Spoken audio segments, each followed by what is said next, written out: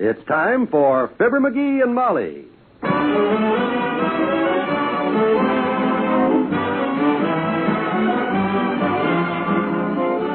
Every night, Monday through Friday, NBC brings you the Fibber McGee and Molly program, transcribed, written by Phil Leslie and directed by Max Hutton.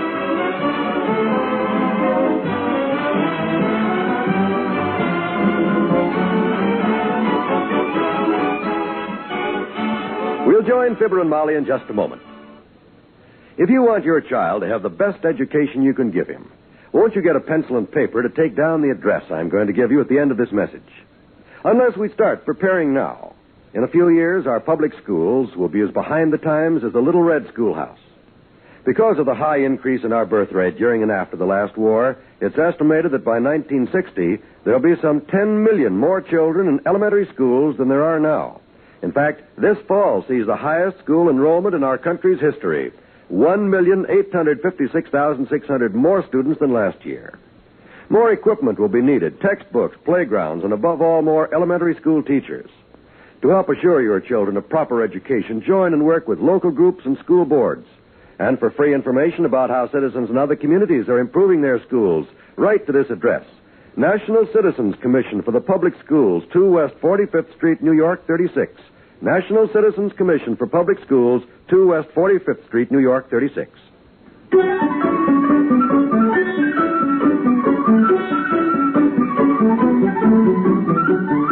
Ever since Mr. McGee got home from downtown this afternoon, he's been wearing a look of eager anticipation. He chuckles mysteriously to himself now and then, and every few minutes he hollers, "Hey, Molly." Yes, dearie. What time is it? You know what time it is? What? Yes, it's exactly 3 minutes later than it was the last time you asked me. Sit down and relax. You're as nervous as a cow in a pasture full of deer hunters. Well, shucks, What are you doing with the telephone? I'm just checking to see if it works today. I haven't heard it ring since I got home this evening. Well, it's working all right. It just rang a few minutes ago while you were out front. It did? The phone rang? Well, why didn't you call me on the phone? Well, it wasn't for you. It was a wrong number. Are you sure? You sure it wasn't for me? Do you go by any other name than Fibber McGee? Well, down at the Elks Club, they call me Muscle. Muscle? That's short for Muscle Mouth. Well, Muscle, this call was not for you. Well, what makes you so sure? They asked for Eunice Petrosky. Petrosky?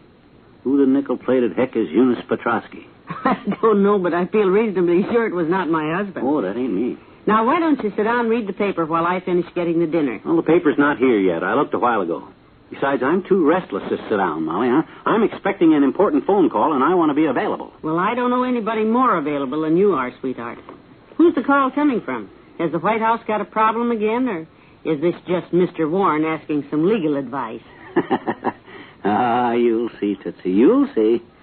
All I got to say is that certain people in this town, when they hear who calls up here to ask me to do what before a very exclusive meeting of whom, they'll change their opinion of how unimportant your husband is. That's all I got to say, and I can do it, too. Well, I probably shouldn't have asked you in the first place. Whatever it is, I'm sure that you... Company, come in. Oh, hi, old-timer. Hello there, kids. Hi, daughter. Hi. Hey, Johnny, this your newspaper? I believe it is, Mr. Oldtimer. McGee was looking for it a while ago. Yeah, thanks, old-timer. Where'd you find it? Right out front there on the top of your sugar maple, Johnny. About 30 foot off the ground. Oh, well, thanks a lot. One thing, though. If you're looking for your garden hose tomorrow, son, it's stuck up in the tree. Oh, fine. My gosh, you mean to tell me you threw our hose up there to knock the paper down with? No, I throwed the hose up there to knock the rake down with. The rake? It stuck when I throwed it up there to knock the tennis racket down with. That stuck when I throwed it to knock down his catcher's mitt. That stuck when I throwed it to knock down the newspaper, daughter. My gosh, you've had a busy afternoon decorating our maple tree. You must be wore out. Nope. I'm in the pink of condition, son. Comes from leading a good, clean life. I got 5 big don'ts in my life. 5 don'ts. I don't drink, don't smoke, don't gamble, and don't stay out nights gallivanting around. Yeah, but that's only 4. What's the other don't? Don't you believe it? So long, kid. So long. Don't hurry back. Oh, God, I wish that phone would ring. What time is it, Molly? About 1:30. What is this important phone call, anyway? You just be patient, Tootsie. All I can say is you'll be proud of me, that's all. Oh, now, McGee, I'm always proud of you, sweetheart. I don't care what people say. Hmm? Come on out in the kitchen and talk to me while I finish dinner. Okay. Just so we don't miss the phone when it rings. Oh, we'll listen. Well, what happened downtown today? Anything interesting? Well, now that you mention it, a funny thing did happen right in front of the city hall. I was just... Say, do you mind if I keep working while you talk? Oh, no, you go right ahead. As I was saying... I'll set the parakeet over here. Hi, birdie. Isn't he cute? Go ahead, dearie. Okay, I was saying... Let me get to the sink there. I want to pour the water off these potatoes. How do you expect me to tell you this story if you keep interrupting all the time, Molly? If you'd rather not hear it... I'm sorry, sweetheart. You know I like to hear all the news from downtown. Go ahead. I'm all ears. Well, as I was saying... I was on my way over to the city hall to talk to the streetlight department about when are they going to fix that light outside our window so I can read in bed when who do I run into but Frank Bisbee? Frank Bisbee, the guy... Well, he was having trouble getting his car in the parking space. And I was trying to have a talk to him, you know. Pushed his car on and stopped him around the corner and all Frank was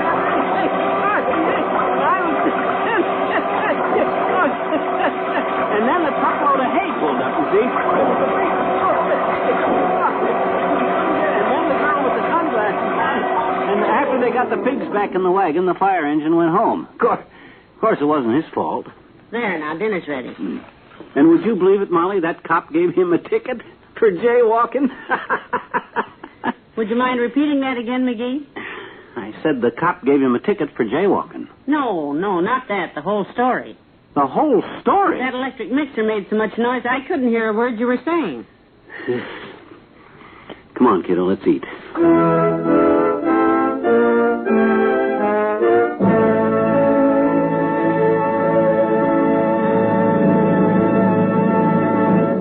Back to Wistful Vista in a minute. Within the next 20 seconds, a fire will break out somewhere in the United States. Lives may be lost, property damaged, homes or buildings destroyed. Yes, there are 4,600 fires in America each day of the year. They kill 11,000 persons and disfigure or severely burn thousands more. 90% of all fires which start in the home can be traced to human carelessness.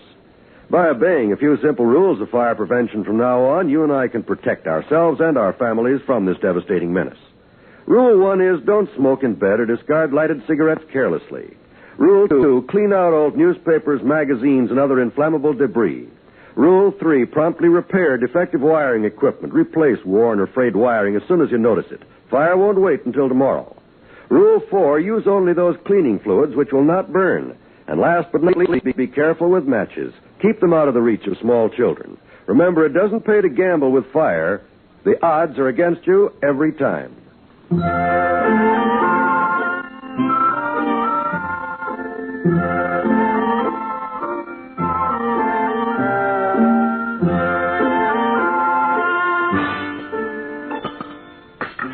Would you like another piece of pie, McGee? There's plenty. I said, would you like another piece Listen, was that the phone? Did you hear the phone? I thought I heard the phone. Did the phone ring? Finish your dinner. When that phone rings, you'll hear it. Won't he, Birdie? Well, I thought sure they'd call before now, and Hey, tell Mother, what is this important phone call you're expecting? Well, no, yesterday when Doc Gamble told us the Executives Club was looking for a speaker for their next week. Yes, I remember the doctor was supposed to speak and he had to cancel. Is that what you mean? Yep. That's it, Tootsie. That's what I'm waiting for. What? Yep. You don't mean you expect the Executives Club to call and ask you to speak, McGee? And why not, may I ask? Well, I didn't mean that quite the way it sounded, sweetheart. Well, I hope not. After all, what's Doc Gamble got that I haven't got? I can make speeches. Oh, at the drop of a hat, yes. Betcha. Right after we talked to Doc yesterday, a guy that he's undoubtedly the best friend I got called him up and recommended me for the job. Praised me very highly. Wonderful. Who on earth did that? Who do you think? McGee, you didn't. I sure did, kiddo. I'll show Doc Gamble that thinks he's the biggest orator of few things. I got some ideas for big business that'll stand them executives. That's it. That's it. I'll get it. Careful, dearie. Watch out for the lamp. Oh, Dad, rat. Help me get my foot loose. I'm tangled up in the light cord. Oh, my ankle. Here, let me help you out. Never mind me. Answer the phone.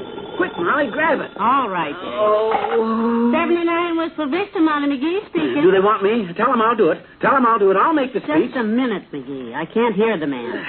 Hello? Who? Eunice Petrovsky. No, I'm sorry. There's no one here by that name. That's all right. No harm done.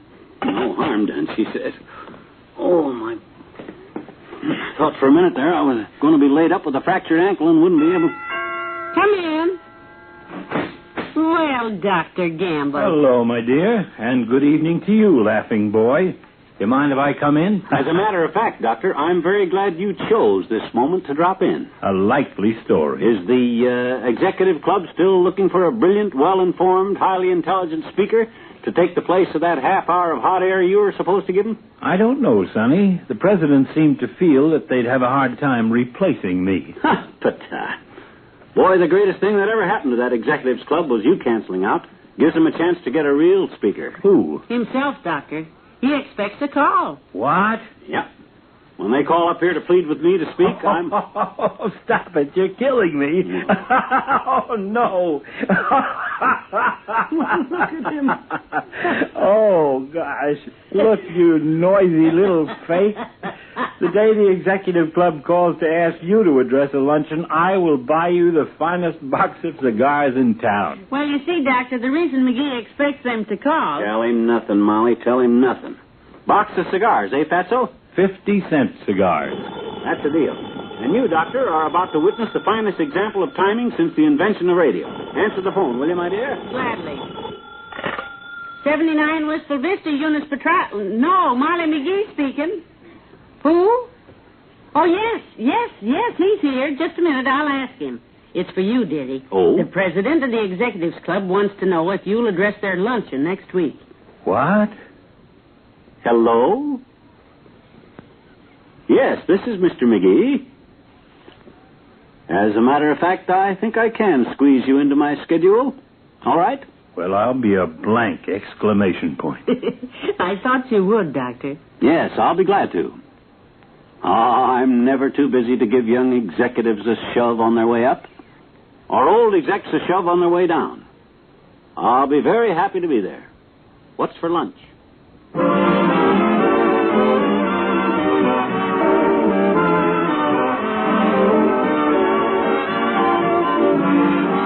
Fibber and Molly will be right back.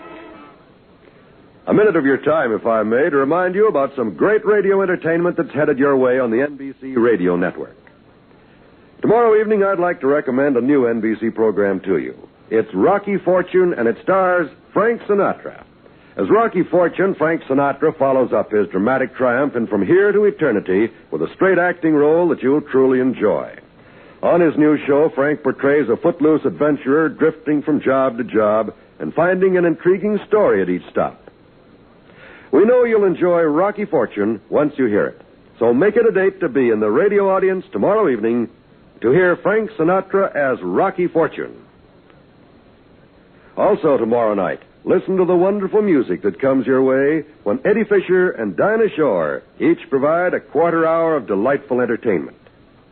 Yes, be on hand for two of the nation's most popular singers, Dinah Shore and Eddie Fisher, tomorrow and every Tuesday and Friday evening on the NBC Radio Network.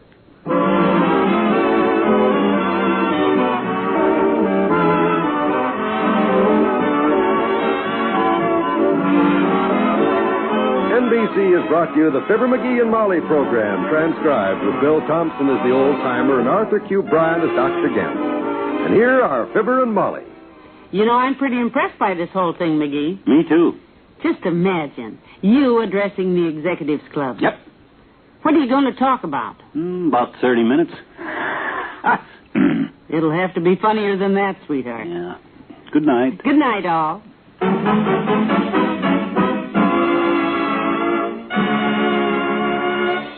This is John Wald inviting you to be with us again tomorrow night for another visit with Fibber McGee and Molly.